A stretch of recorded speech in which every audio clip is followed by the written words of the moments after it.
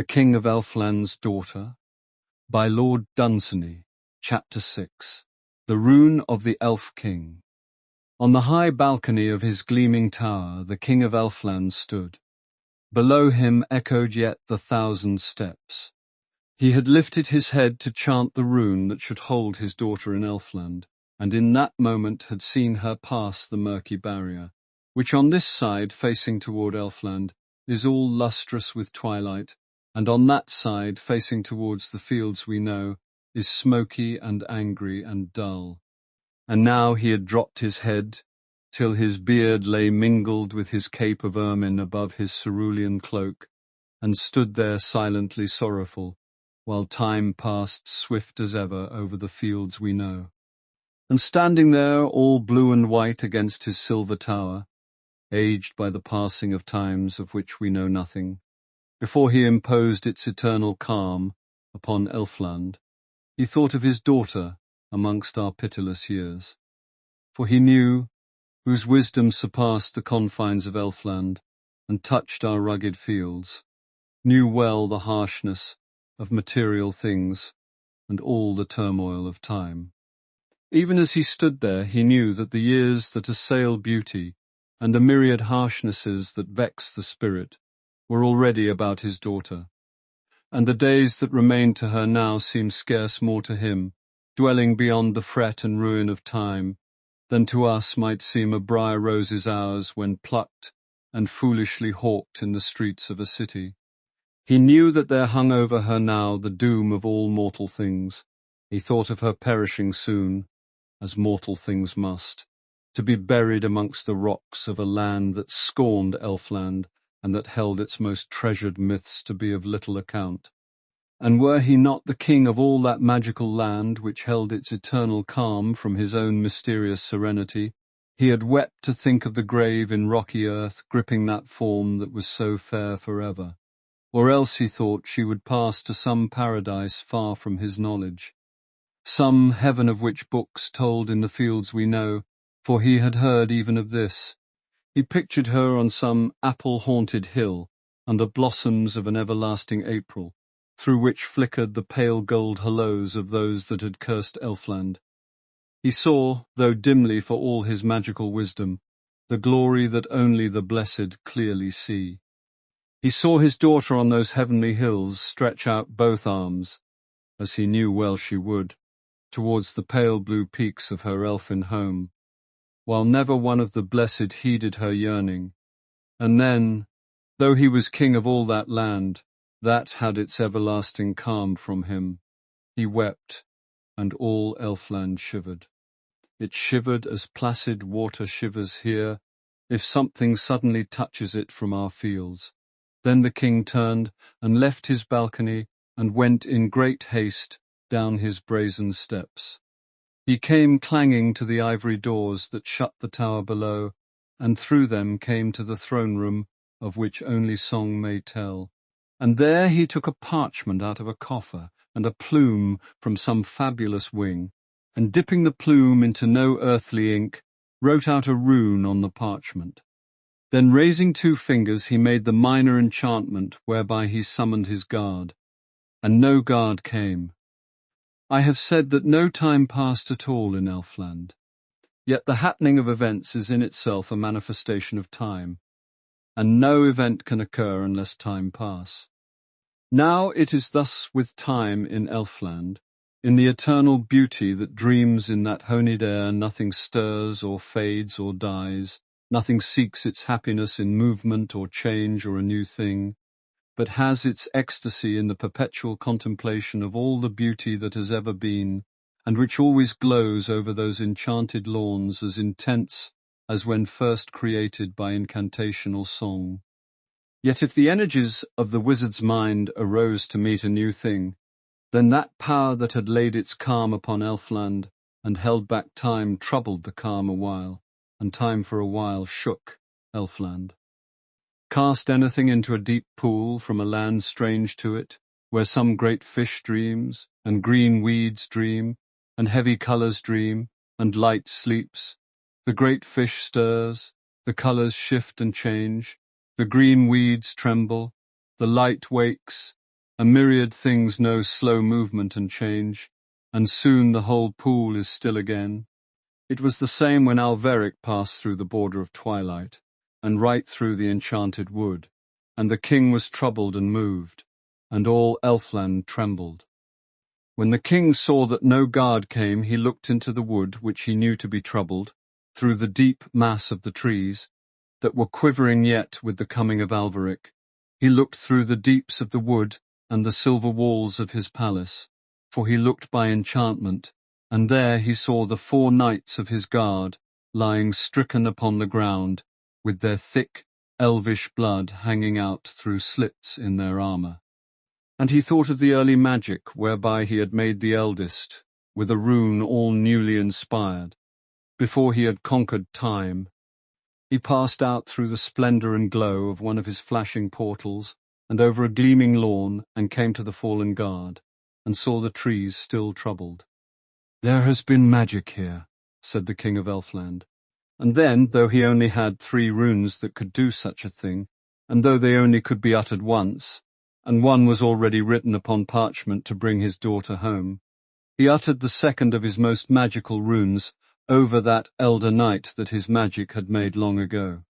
And in the silence that followed the last words of the rune, the rents in the moon-bright armour all clicked shut at once, and the thick, dark blood was gone, and the knight rose live to his feet.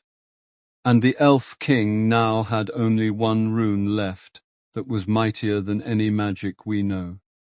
The other 3 knights lay dead, and having no souls, their magic returned again to the mind of their master. He went back then to his palace, while he sent the last of his guard to fetch him a troll. Dark brown of skin and 2 or 3 feet high, the trolls are a gnomish tribe that inhabit Elfland. And soon there was a scamper in the throne room that may only be told of in song, and a troll lit by the throne on its 2 bare feet, and stood before its king. The king gave it the parchment with the rune written thereon, saying, "Scamper hence, and pass over the end of the land until you come to the fields that none know here, and find the Princess Lyrazel who is gone to the haunts of men, and give her this rune, and she shall read it, and all shall be well." And the troll scampered thence. And soon the troll was come with long leaps to the frontier of twilight. Then nothing moved in Elfland any more, and motionless on that splendid throne of which only song may speak sat the old king mourning in silence. Chapter 7. The Coming of the Troll. When the troll came to the frontier of twilight, he skipped nimbly through, yet he emerged cautiously into the fields, we know, for he was afraid of dogs. Slipping quietly out of those dense masses of twilight, he came so softly into our fields that no eye had seen him unless it were gazing already at the spot at which he appeared. There he paused for some instants, looking to left and right, and, seeing no dogs, he left the barrier of twilight. This troll had never before been in the fields, we know, yet he knew well to avoid dogs, for the fear of dogs is so deep and universal amongst all that are less than man, that it seems to have passed even beyond our boundaries and to have been felt in Elfland. In our fields it was now May, and the buttercups stretched away before the troll, a world of yellow mingled with the brown of the budding grasses. When he saw so many buttercups shining there, the wealth of earth astonished him, and soon he was moving through them, yellowing his shins as he went. He had not gone far from Elfland when he met with a hare, who was lying in a comfortable arrangement of grass, in which he had intended to pass the time till he should have things to see to. When the hare saw the troll, he sat there without any movement whatever, and without any expression in his eyes, and did nothing at all but think. When the troll saw the hare, he skipped nearer, and lay down before it in the buttercups, and asked it the way to the haunts of men, and the hare went on thinking. "Thing of these fields," repeated the troll, "where are the haunts of men?" The hare got up then and walked towards the troll, which made the hare look very ridiculous, for he had none of the grace while walking that he has when he runs or gambols, and was much lower in front than behind. He put his nose into the troll's face and twitched foolish whiskers, "Tell me the way," said the troll. When the hare perceived that the troll did not smell of anything like dog, he was content to let the troll question him. But he did not understand the language of Elfland, so he lay still again and thought while the troll talked. And at last the troll wearied of getting no answer, so he leaped up and shouted, "Dogs!" and left the hare and scampered away merrily over the buttercups, taking any direction that led away from Elfland. And though the hare could not quite understand Elvish language, yet there was a vehemence in the tone in which the troll had shouted "dogs," which caused apprehension to enter the thoughts of the hare, so that very soon he forsook his arrangement of grass, and lolloped away through the meadow with one scornful look after the troll. But he did not go very fast, going mostly on 3 legs, with one hind leg all ready to let down if there should really be dogs. And soon he paused and sat up and put up his ears, and looked across the buttercups, and thought deeply.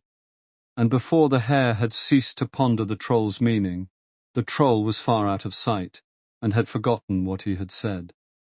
And soon he saw the gables of a farmhouse rise up beyond a hedge. They seemed to look at him with little windows up under red tiles. "A haunt of man," said the troll. And yet some elvish instinct seemed to tell him that it was not here that Princess Lirazel had come. Still, he went nearer the farm, and began to gaze at its poultry. But just at that moment a dog saw him, one that had never seen a troll before, and it uttered one canine cry of astonished indignation, and keeping all the rest of its breath for the chase, sped after the troll.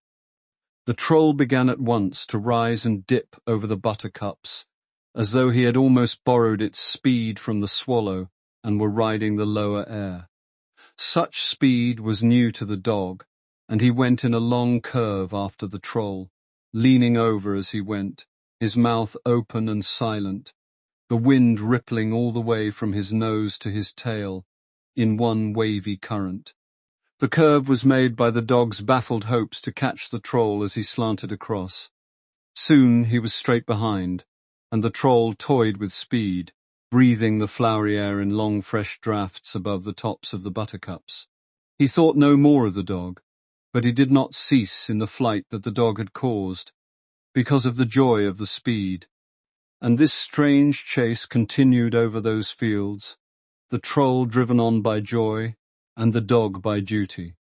For the sake of novelty, then, the troll put his feet together as he leaped over the flowers and, alighting with rigid knees, fell forwards onto his hands and so turned over, and straightening his elbows suddenly as he turned, shot himself into the air, still turning over and over. He did this several times, increasing the indignation of the dog, who knew well enough that that was no way to go over the fields we know. But for all his indignation, the dog had seen clear enough that he would never catch that troll, and presently he returned to the farm, and found his master there, and went up to him wagging his tail. So hard he wagged it that the farmer was sure he had done some useful thing, and patted him, and there the matter ended. And it was well enough for the farmer that his dog has chased that troll from his farm, for had it communicated to his livestock any of the wonder of Elfland, they would have mocked at man, and that farmer would have lost the allegiance of all but his staunch dog. And the troll went on gaily over the tips of the buttercups. Presently he saw rising up all white over the flowers a fox that was facing him with his white chest and chin, and watching the troll as it went. The troll went near to him and took a look, and the fox went on watching him, for the fox watches all things. He had come back lately to those dewy fields from slinking by night along the boundary of twilight that lies between here and Elfland. He even prowls inside the very boundary, walking amongst the twilight, and it is in the mystery of that heavy twilight that lies between here and there that there clings to him some of that glamour that he brings with him to our fields. "Well, no man's dog," said the troll, "for they know the fox in Elfland, from seeing him often go dimly along their borders, and this is the name they give him." "Well, thing over the border," said the fox when he answered at all. for he knew troll talk. "Are the haunts of men near here?" said the troll. The fox moved his whiskers by slightly wrinkling his lip.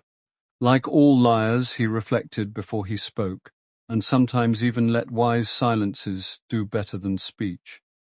"Men live here, and men live there," said the fox. "I want their haunts," said the troll. "What for?" said the fox. "I have a message from the King of Elfland." The fox showed no respect or fear at the mention of that dread name, but slightly moved his head and eyes to conceal the awe that he felt. "If it is a message," he said, "their haunts are over there." And he pointed with his long, thin nose towards Earl. "How shall I know when I get there?" said the troll. "By the smell," said the fox. "It is a big haunt of men, and the smell is dreadful." "Thanks, Noman's dog," said the troll, and he seldom thanked anyone.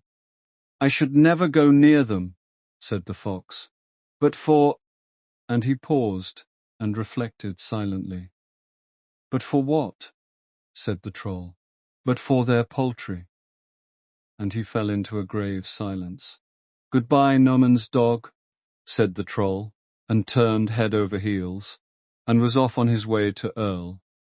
Passing over the buttercups, all through the dewy morning the troll was far on his way by the afternoon, and saw before evening the smoke and the towers of Earl.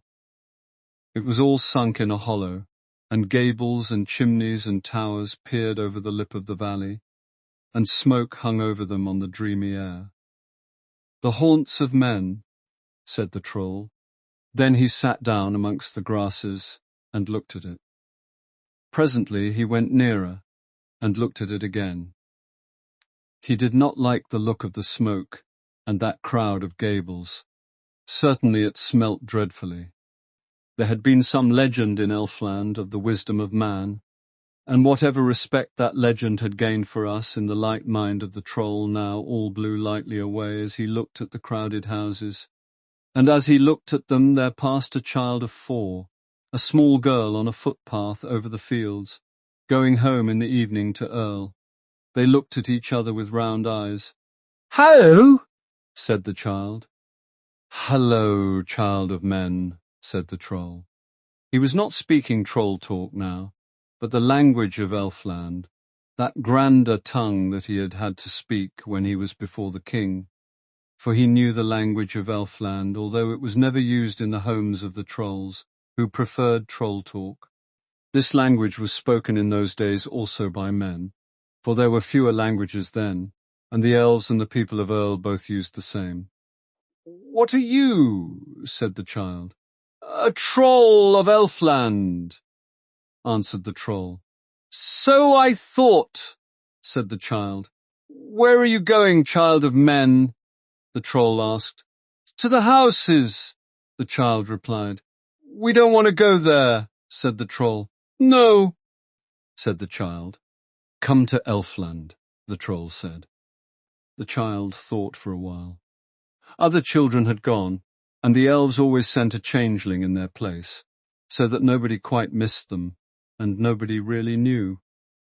She thought a while of the wonder and wildness of Elfland, and then of her own home. "No," said the child. "Why not?" said the child. "Why not?" said the troll. "Mother made a jam roll this morning," said the child, and she walked on gravely home.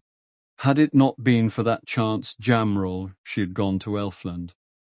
"Jam," said the troll contemptuously, and thought of the tarns of Elfland, the great lily leaves lying flat upon their solemn waters, the huge blue lilies towering into the elf light above the green deep tarns.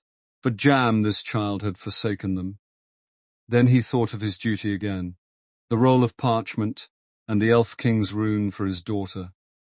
He had carried the parchment in his left hand when he ran, in his mouth when he somersaulted over the buttercups. Was the princess here, he thought, or were there other haunts of men? As evening drew in, he crept nearer and nearer the homes, to hear without being seen. Chapter 8. The Arrival of the Rune. On a sunny May morning in Earl the Witch, Zironderil sat in the castle nursery by the fire, cooking a meal for the baby. The boy was now 3 years old, and still Lyrazel had not named him, for she feared lest some jealous spirit of earth or air should hear the name, and if so, she would not say what she feared then. And Elferic had said he must be named. And the boy could bowl a hoop, for the witch had gone one misty night to her hill, and had brought him a moon halo which she got by enchantment at moonrise, and had hammered it into a hoop, and had made him a little rod of thunderbolt iron, with which to beat it along. And now the boy was waiting for his breakfast, and there was a spell across the threshold to keep the nursery snug, which Zironderil had put there with a wave of her ebon stick, and it kept out rats and mice and dogs, nor could bats sail across it. And the watchful nursery cat it kept at home. No lock that blacksmiths made was any stronger. Suddenly over the threshold and over the spell the troll jumped, somersaulting through the air, and came down sitting. The crude wooden nursery clock hanging over the fire stopped its loud tick as he came, for he bore with him a little charm against time, with strange grass round one of his fingers, that he might not be withered away in the fields we know. For well the Elf King knew the flight of our hours.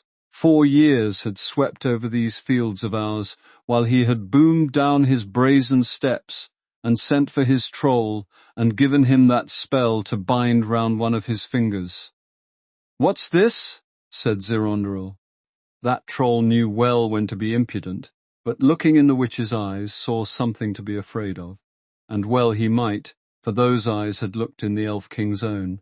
Therefore he played, as we say in these fields, his best card, and answered, "A message from the King of Elfland." "Is that so?" said the old witch. "Yes, yes," she added more lowly to herself. "That would be for my lady. Yes, that would come." The troll sat still on the floor, fingering the roll of parchment, inside of which was written the rune of the King of Elfland. Then over the end of his bed, as he waited for breakfast, the baby saw the troll and asked him who he was and where he came from and what he was able to do.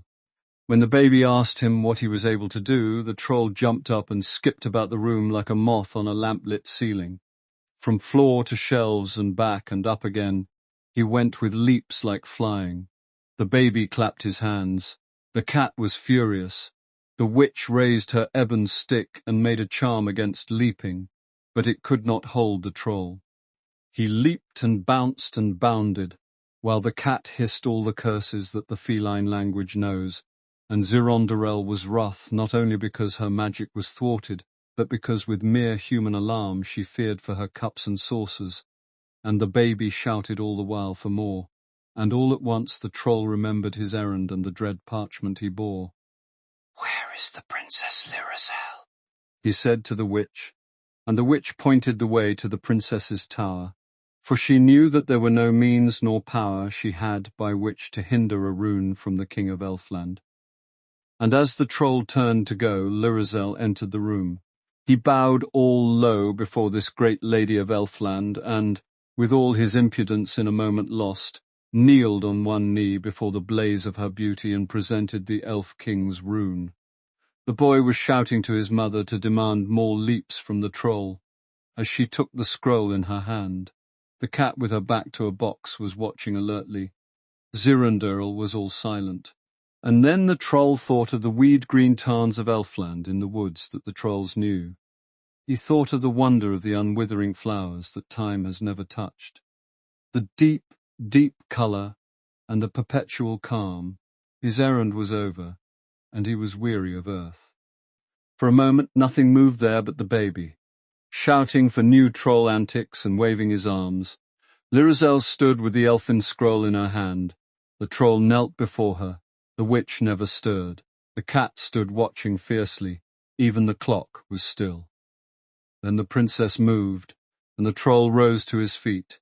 The witch sighed, and the cat gave up her watchfulness as the troll scampered away. And though the baby shouted for the troll to return, it never heeded, but twisted down the long spiral stairs, and slipping out through a door was off towards Elfland. As the troll passed over the threshold, the wooden clock ticked again. Lyrazel looked at the scroll and looked at her boy, and did not unroll the parchment, but turned and carried it away, and came to her chamber and locked the scroll in a casket, and left it there unread. For her fears told her well the most potent rune of her father, that she had dreaded so much as she fled from his silver tower, and heard his feet go booming up the brass, had crossed the frontier of twilight written upon the scroll, and would meet her eyes the moment she unrolled it and waft her thence. When the rune was safe in the casket, she went to Aetheric to tell him of the peril that had come near her. But Aetheric was troubled because she would not name the baby, and asked her at once about this. And so she suggested a name at last to him, and it was one that no one in these fields could pronounce, an elvish name full of wonder, and made of syllables like birds' cries at night. Aetheric would have none of it.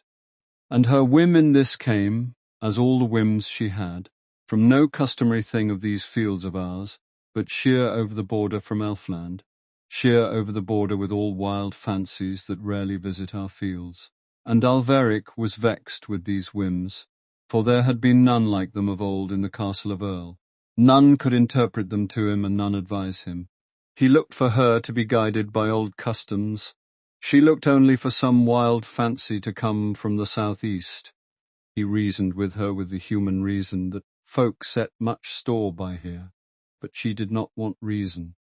And so when they parted, she had not after all told anything of the peril that had sought her from Elfland, which she had come to Aetheric to tell.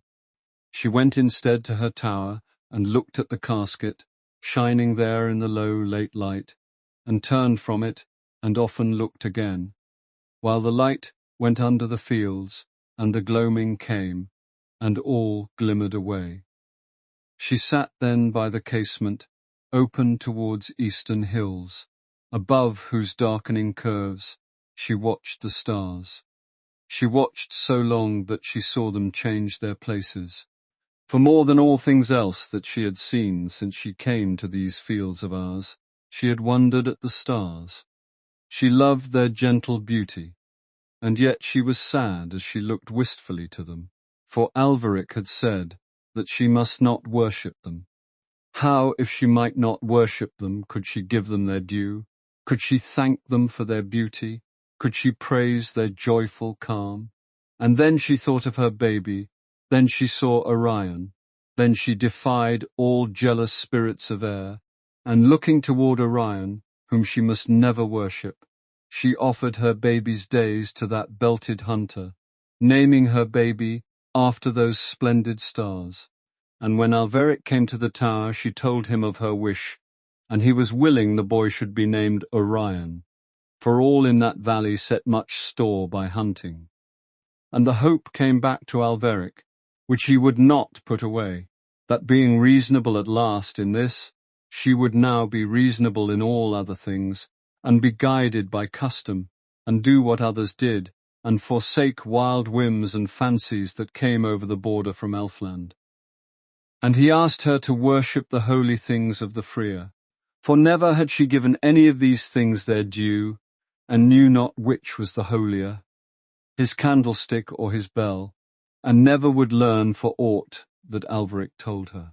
And now she answered him pleasantly, and her husband thought all was well, but her thoughts were far with Orion, nor did they ever tarry with grave things long, nor could tarry longer amongst them than butterflies do in the shade. All that night the casket was locked on the rune of the king of Elfland.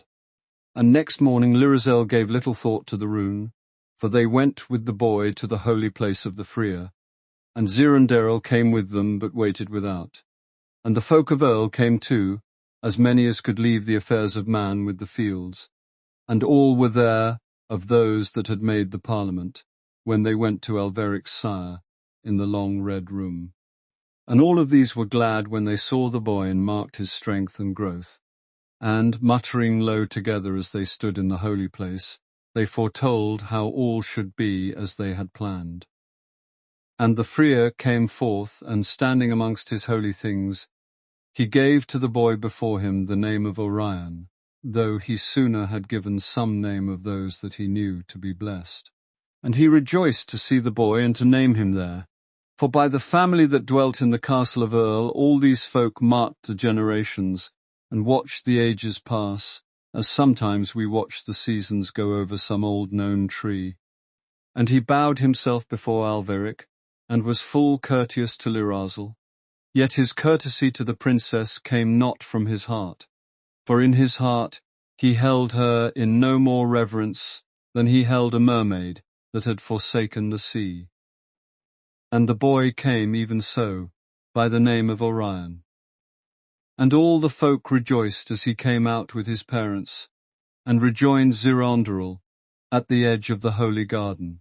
And Aetheric, Lyrazel, Zirondaral, and Orion all walked back to the castle. And all that day Lyrazel did nothing that caused anybody to wonder, but let herself be governed by custom and the ways of the fields we know. Only, when the stars came out and Orion shone, she knew that their splendor had not received its due, and her gratitude to Orion yearned to be said. She was grateful for his bright beauty that cheered our fields, and grateful for his protection, of which she felt sure for her boy, against jealous spirits of air. And all her unsaid thanks so burned in her heart that all of a sudden she rose and left her tower, and went out to the open starlight, and lifted her face to the stars and the place of Orion, and stood all dumb, though her thanks were trembling upon her lips. For Aetheric had told her one must not pray to the stars. With face upturned to all that wandering host, she stood long silent, obedient to Aetheric. Then she lowered her eyes, and there was a small pool glimmering in the night, in which all the faces of the stars were shining. To pray to the stars, she said to herself in the night, is surely wrong. These images in the water are not the stars. I will pray to their images, and the stars will know. And on her knees amongst the iris leaves she prayed at the edge of the pool, and gave thanks to the images of the stars for the joy she had had of the night, when the constellations shone in their myriad majesty, and moved like an army dressed in silver mail, marching from unknown victories to conquer in distant wars. She blessed and thanked and praised those bright reflections shimmering down in the pool, and bade them tell her thanks and her praise to Orion, to whom she might not pray. It was thus that Aetheric found her, kneeling, bent down in the dark, and reproached her bitterly. She was worshipping the stars, he said, which were there for no such purpose, and she said she was only supplicating their images. We may understand his feelings easily. The strangeness of her unexpected acts, her contrariness to all established things, her scorn for custom, her wayward ignorance, jarred on some treasured tradition every day. The more romantic she had been far away over the frontier, as told of by legend and song, the more difficult it was for her to fill any place once held by the ladies of that castle, who were versed in all the lore of the fields we know. And Aetheric looked for her to fulfill duties and follow customs which were all as new to her as the twinkling stars. But Lyrazel felt only that the stars had not their due, and that custom or reason or whatever men set store by should demand that thanks be given them for their beauty, and she had not thanked them even, but had supplicated only their images in the pool. That night she thought of Elfland, where all things were matched with her beauty, where nothing changed, and there were no strange customs, and no strange magnificences like these stars of ours, to whom none gave their due. She thought of the elfin lawns, and the towering banks of the flowers, and the palace that may not be told of, but only in song. Still locked in the dark of the casket, the rune bided its time. Chapter 9. Lyrazel blows away. And the days went by, the summer passed over Earl. The sun that had travelled northward fared south again. It was near to the time when the swallows left those eaves, and Lyrazel had not learnt anything. She had not prayed to the stars again, or supplicated their images, but she had learned no human customs, and could not see why her love and gratitude must remain unexpressed to the stars. And Alveric did not know that the time must come when some simple, trivial thing would divide them utterly. And then one day, hoping still, he took her with him to the house of the Freer to teach her how to worship his holy things. And gladly the good man brought his candle and bell, and the eagle of brass that held up his book when he read, and a little symbolic bowl that had scented water, and the silver snuffers that put his candle out. And he told her clearly and simply, as he had told her before, the origin, meaning, and mystery of all these things, and why the bowl was of brass, and the snuffer of silver, and what the symbols were that were carved on the bowl.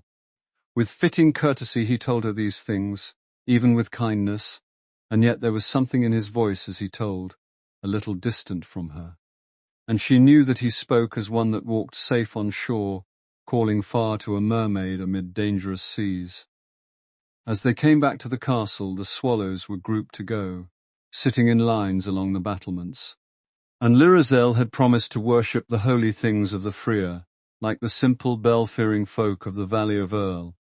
And a late hope was shining in Alveric's mind that even yet all was well. And for many days she remembered all that the Freer had told her.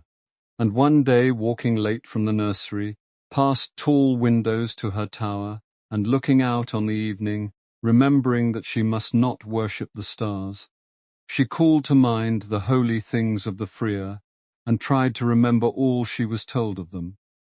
It seemed so hard to worship them just as she should. She knew that before many hours the swallows would all be gone, and often when they left her, her mood would change, and she feared that she might forget, and never remember more, how she ought to worship the holy things of the Freer.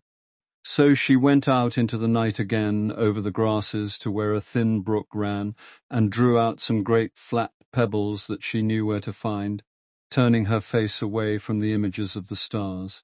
By day the stones shone beautifully in the water, all ruddy and mauve. Now they were all dark.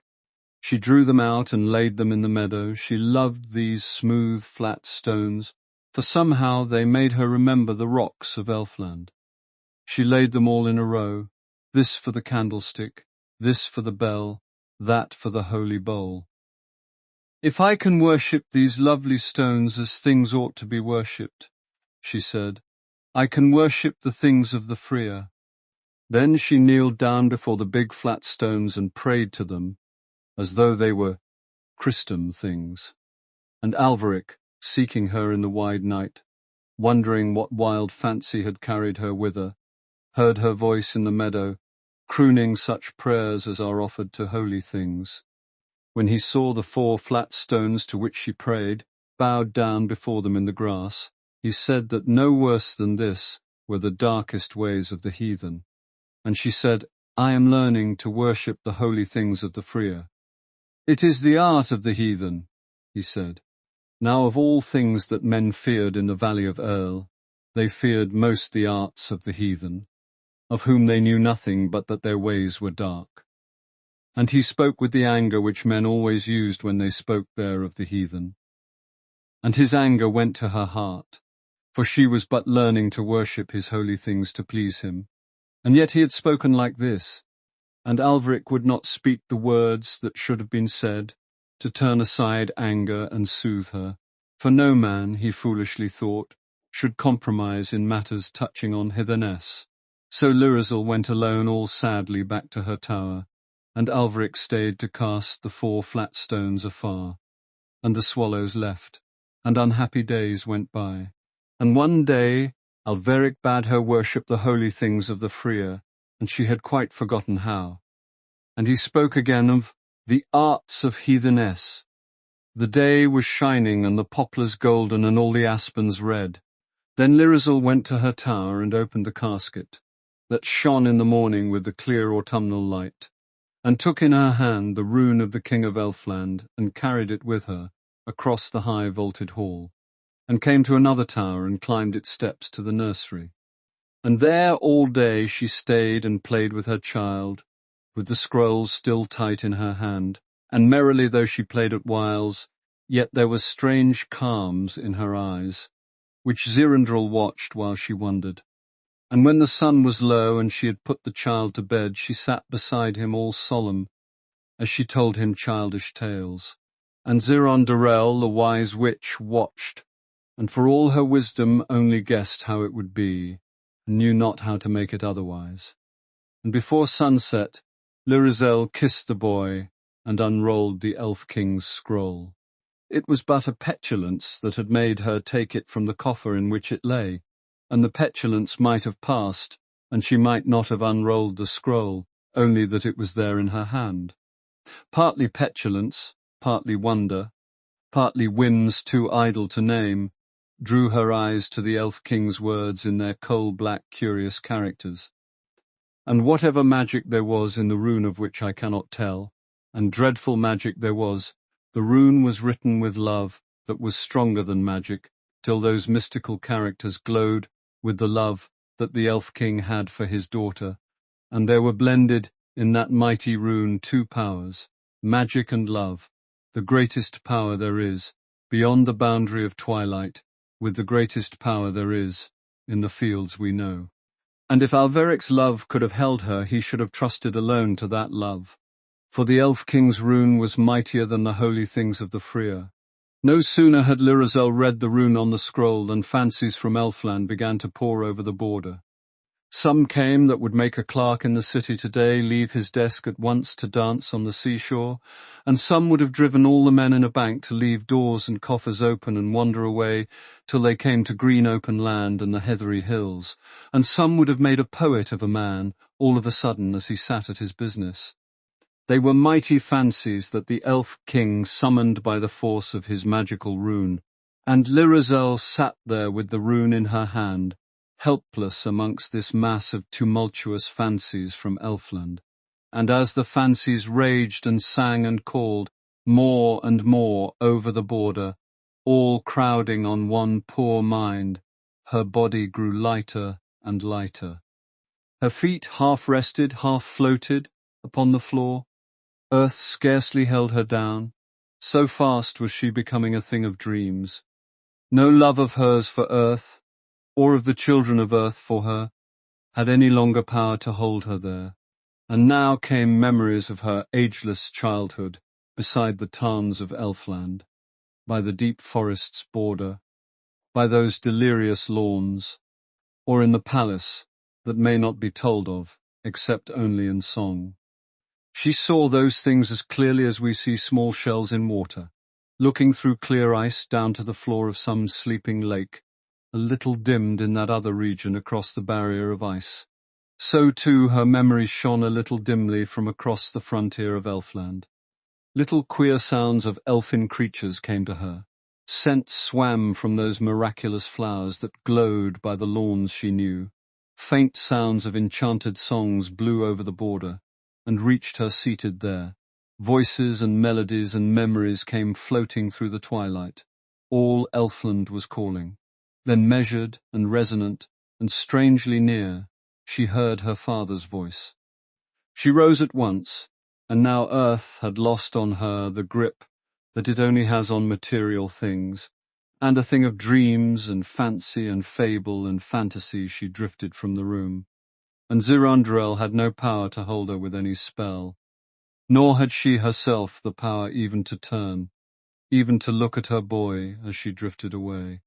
And at that moment a wind came out of the northwest, and entered the woods, and bared the golden branches, and danced on over the downs, and led a company of scarlet and golden leaves, that had dreaded this day but danced now it had come. And away with a riot of dancing and glory of colour, high in the light of the sun that had set from the sight of the fields, went wind and leaves together. With them went Lirizel. Chapter 10. The Ebbing of Elfland. Next morning, Alveric came up the tower to the witch Zirandril, weary and frantic from searching all night long in strange places for Lirizel. All night he had tried to guess what fancy had beckoned her out and whither it might have led her. He had searched by the stream by which she had prayed to the stones, and the pool where she prayed to the stars. He had called her name up every tower, and had called it wide in the dark, and had had no answer but echo. And so he had come at last to the witch Zirundurl. Whither? He said, saying no more than that the boy might not know his fears. Yet Orion knew. And Zirundurl all mournfully shook her head. The way of the leaves, she said, the way of all beauty. But Aetheric did not stay to hear her say more than her first 5 words. For he went with the restlessness with which he had come, straight from the room and hastily down the stair, and out at once into the windy morning, to see which way those glorious leaves were gone. And a few leaves that had clung to cold branches longer, when the gay company of their comrades had gone, were now 2 on the air, going lonely and last, and Aetheric saw they were going southeast towards Elfland. Hurriedly then he donned his magical sword in its wide scabbard of leather, and with scanty provisions hastened over the fields after the last of the leaves, whose autumnal glory led him, as many a cause in its latter days, all splendid and fallen, leads all manner of men. And so he came to the upland fields with their grass all grey with dew, and the air was all sparkling with sunlight and gay with the last of the leaves, but a melancholy seemed to dwell with the sound of the lowing of cattle. In the calm bright morning, with the northwest wind roaming through it, Aetheric came by no calm, and never gave up the haste of one who has lost something suddenly. He had the swift movements of such, and the frantic air. He watched all day over clear wide horizons, southeast where the leaves were leading, and at evening he looked to see the Elfin mountains, severe and changeless, unlit by any light we know, the colour of pale forget-me-nots. He held on restlessly to see their summits, but never they came to view. And then he saw the house of the old leather worker who had made the scabbard for his sword, and the sight of it brought back to him the years that were gone since the evening when first he had seen it, although he never knew how many they were, and could not know, for no one has ever devised any exact calculation whereby to estimate the action of time in Elfland. Then he looked once more for the pale blue Elfin mountains, remembering well where they lay in their long grave row, past a point of one of the leather worker's gables, but he saw never a line of them. Then he entered the house, and the old man still was there. The leather worker was wonderfully aged, even the table on which he worked was much older. He greeted Aetheric, remembering who he was, and Aetheric inquired for the old man's wife. "She died long ago," he said. And again Aetheric felt the baffling flight of those years, which added a fear to Elfland whither he went. Yet he neither thought to turn back, nor reined for a moment his impatient haste. He said a few formal things of the old man's loss that had happened so long ago. Then, "Where are the Elfin mountains?" he asked. "The pale blue peaks." A look came slowly over the old man's face, as though he had never seen them, as though Aetheric, being learned, spoke of something that the old leather worker could not know. No, he did not know, he said, and Aetheric found that today, as all those years ago, this old man still refused to speak of Elfland. Well, the boundary was only a few yards away. He would cross it and ask the way of elfin creatures, if he could not see the mountains to guide him then. The old man offered him food, and he had not eaten all day, but Aetheric, in his haste, only asked him once more of Elfland, and the old man humbly said that of such things he knew nothing. Then Aetheric strode away and came to the field he knew, which he remembered to be divided by the nebulous border of twilight. And indeed he had no sooner come to the field than he saw all the toadstools leaning over one way, and at the way he was going. For just as thorn trees all lean away from the sea, so toadstools and every plant that has any touch of mystery, such as foxgloves, mullines, and certain kinds of orchis, when growing anywhere near it, all lean towards Elfland. By this one may know before one has heard a murmur of waves, or before one has guessed an influence of magical things, that one comes, as the case may be, to the sea or the border of Elfland. And in the air above him Alveric saw golden birds, and guessed that there had been a storm in Elfland blowing them over the border from the southeast, though a northwest wind blew over the fields we know. And he went on, but the boundary was not there. And he crossed the field as any field we know, and still he had not come to the fells of Elfland. Then Alveric pressed on with a new impatience, with the northwest wind behind him, and the earth began to grow bare and shingly and dull, without flowers, without shade, without colour, with none of those things that there are in remembered lands, by which we build pictures of them when we are there no more. It was all disenchanted now. Alveric saw a golden bird high up, rushing away to the southeast, and he followed his flight, hoping soon to see the mountains of Elfland, which he supposed to be merely concealed by some magical mist. But still the autumnal sky was bright and clear, and all the horizon plain, and still there came never a gleam of the elfin mountains. And not from this did he learn that Elfland had ebbed. But when he saw on that desolate shingly plain, untorn by the northwest wind, but blooming fair in the autumn, a may-tree that he remembered a long while since, all white with blossom that once rejoiced a spring day far in his childhood, then he knew that Elfland had been there, and must have receded, although he knew not how far. For it is true, and Alveric knew, that just as the glamour that brightens much of our lives, especially in early years, comes from rumours that reach us from Elfland by various messengers, on whom be blessings and peace, so there returns from our fields to Elfland again, to become a part of its mystery, all manner of little memories that we have lost, and little devoted toys that were treasured once. And this is part of the law of ebb and flow that science may trace in all things. Thus light grew the forest of coal, and the coal gives back light. Thus rivers fill the sea, and the sea sends back to the rivers. Thus all things give that receive, even death.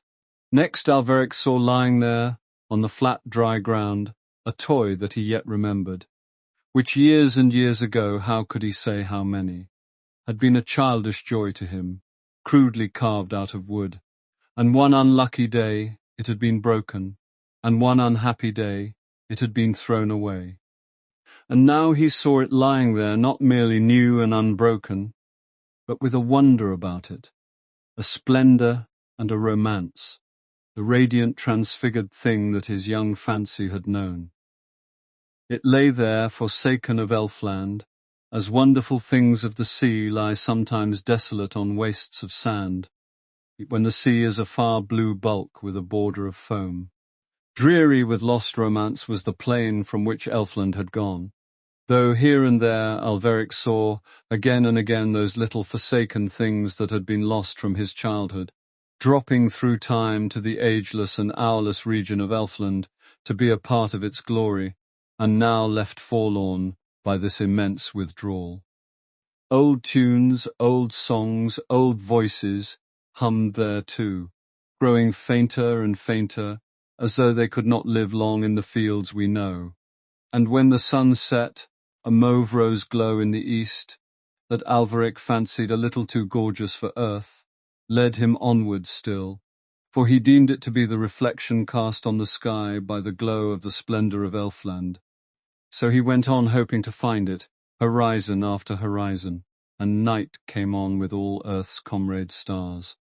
And only then Alveric put aside at last that frantic restlessness that had driven him since the morning, and wrapping himself in a loose cloak that he wore, ate such food as he had in a satchel, and slept a troubled sleep alone with other forsaken things.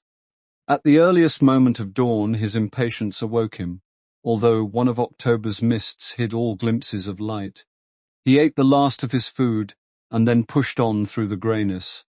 No sound from the things of our fields came to him now, for men never went that way when Elfland was there, and none but Alveric went now to that desolate plain.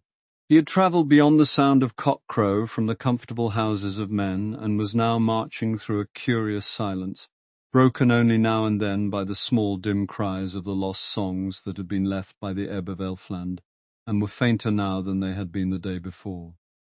And when dawn shone, Alveric saw again so great a splendour in the sky, glowing all green low down in the southeast, that he thought once more he saw a reflection from Elfland, and pressed on, hoping to find it over the next horizon.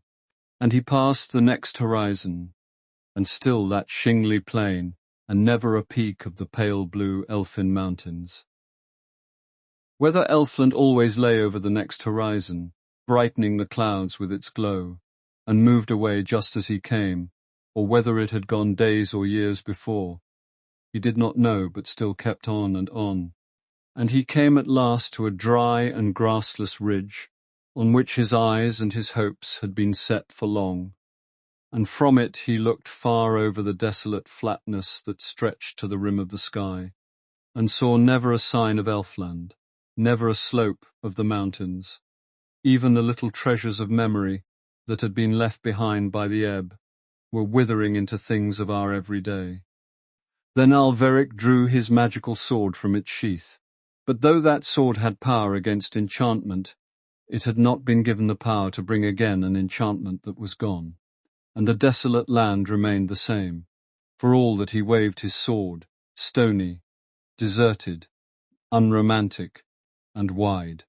For a little while he went on, but in that flat land the horizon moved imperceptibly with him, and never a peak appeared of the elfin mountains, and on that dreary plain he soon discovered, as sooner or later many a man must, that he had lost Elfland.